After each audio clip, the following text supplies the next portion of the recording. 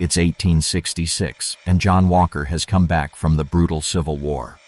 The conflict weighed heavily on him. After all, Tennessee, his home state, aligned with the Confederacy, yet John chose to fight for the Union, even enduring imprisonment for his stance.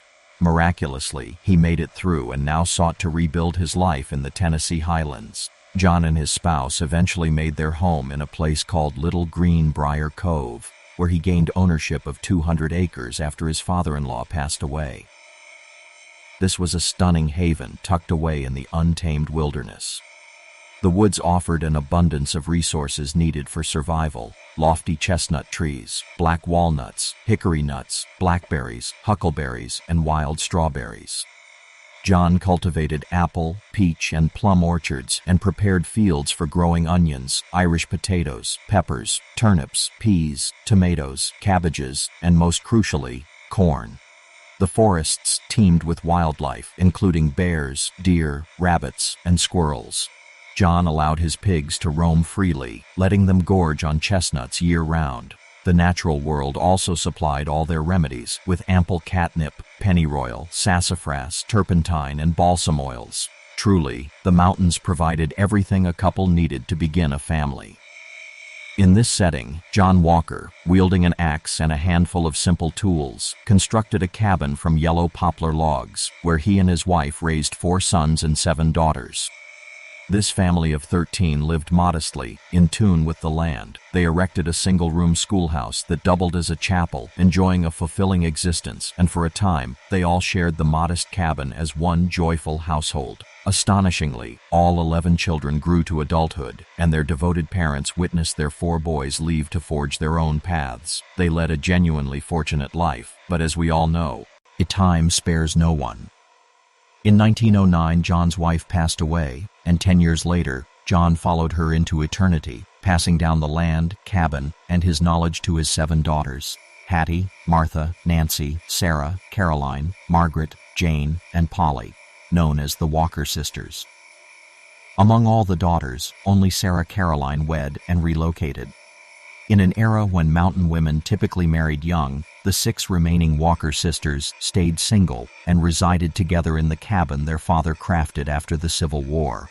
They tended their own livestock, spun wool, made butter, cared for crops, preserved vegetables, and cured pork, just as their father had shown them. Without electricity, they stored food in a spring house to keep it cool. Each sister labored as diligently as any man in their mountain realm. They were cut off from the rapidly advancing world creeping closer beyond the ridges, unaware that this modern era, driven by the federal government, would soon threaten to seize everything they had. Yet, the sisters were resolute, ready to battle the government in a struggle that would alter history. Hello everyone, J.D. Phillips from the Appalachian Storyteller here. Today's video is brought to you by tnnursery.net, a family-run business based in the heart of Appalachia. TN Nursery delivers stunning plants and trees nationwide, offering perennials, ferns, vines, trees, and so much more. Their plants grace iconic places like the Washington Monument and Arlington National Cemetery, and now they can enhance your space too. Visit the link in the description to explore America's top garden shop for premium landscaping trees and plants. Use promo code STORYTELLER at checkout to enjoy 15% off your purchase. By the 1920s, the mountains had been stripped of many natural resources by affluent businessmen running the coal and timber trades. The pristine forests were gone, and mining had contaminated numerous mountain streams, all in the name of progress. Many people today don't realize that the mountains were left barren back then, utterly devastated, and once the companies had extracted their wealth, they had no further use for the land. In a final insult to American taxpayers, they sold vast tracts of land to the government, cashing in one last time. At that point, various groups pushed for laws to safeguard this newly acquired land by designating it a national park. The issue was that thousands of families still lived in those mountains. Ironically, the very families who lived in harmony with the land were abruptly ordered by the government to abandon their homes and relinquish their way of life. The movement sparked intense controversy, to put it mildly.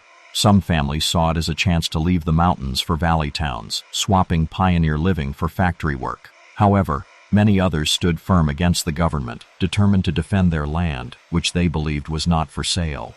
For those holdouts, the government resorted to eminent domain to seize their property. Yet, among the mountaineers who fought most fiercely against the government taking their land, none resisted as bravely or persistently as the Walker sisters. For more than a decade, Tennessee attempted to buy their land or use political pressure to force them out, but the sisters stood their ground.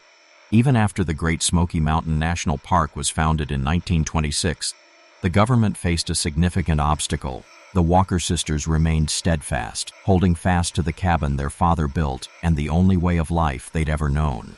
Though Nancy passed away in 1931, the 5 remaining Walker sisters continued their legal battle against the government. Ultimately, the government seized their land and home through eminent domain. However, those in power recognized that evicting 5 women from their home would be a political and public relations disaster, so they negotiated a deal allowing the sisters to stay in their cabin for the rest of their lives. Let me pause here briefly, as this is where people often say things like, the park's creation was beneficial for land preservation, or the sisters were permitted to stay in their home, so it wasn't a major issue. To that, I'd like to share a few reflections. First, I'm certain those who lost their homes to the government would disagree, and I'd wager no one today would willingly let the government take their home. Second, yes, the sisters could remain in their cabin for life, but let's be clear, they were now tenants, with the government as their landlord. They could no longer hunt or cultivate large crops. The land belonged to the government, and their self-reliant lifestyle was taken from them. Despite this, the Walker sisters refused to leave, and under the new constraints, they carried on their simple life as best they could. They maintained a garden, raised sheep, chickens, and hogs, and wove wool to create clothing and blankets. They once remarked that the only things they couldn't produce were sugar, salt, and coffee. They were living relics of a bygone era, but their story didn't reach the public until 1946, when the Saturday Evening Post published an article about them, drawing visitors from across the globe to their humble cabin to see the Walker sisters in person. Initially wary of the strangers trekking to their home, the sisters eventually welcomed the attention, inviting guests for lunch or dinner in true Appalachian hospitality. They adapted by selling handmade dolls, warm apple pies, and poetry to visitors, which provided them a livelihood. As time passed, each sister eventually passed away, with Louisa being the last in 1964. Today, their cabin remains a testament to the Walker sisters' legacy, a symbol of perseverance and tradition in the Smoky Mountains. It stood strong against the elements, resonating with the echoes of family tales, laughter, and the soft sounds of daily chores. The sisters grew their own food, cared for their animals, and spun wool for blankets and clothing. They knew the seasons intimately, each bringing its own duties, collecting firewood in winter, planting vegetables in spring, and gathering wild berries in summer. What distinguished the Walker sisters was not only their commitment to living as their forebears did, but their profound bond with the land they called home. The wild beauty of the Smoky Mountains shaped their lives, and they knew every tree, stream, and ridge like the back of their hand. They honored the mountains, taking only what they needed and leaving the land as pristine as possible for future genera. Tie-ins. Even in their seclusion, the Walker sisters became legendary. People from nearby towns and far-off cities journeyed to Little Green Brier Cove just to glimpse these women who seemed untouched by time. The sisters greeted them with tales of their family's past, shared freshly baked cornbread, and displayed hand-woven quilts made on looms their father crafted. Though they never chased fame, their lifestyle inspired countless others. What a remarkable story and a true reflection of the Appalachian spirit.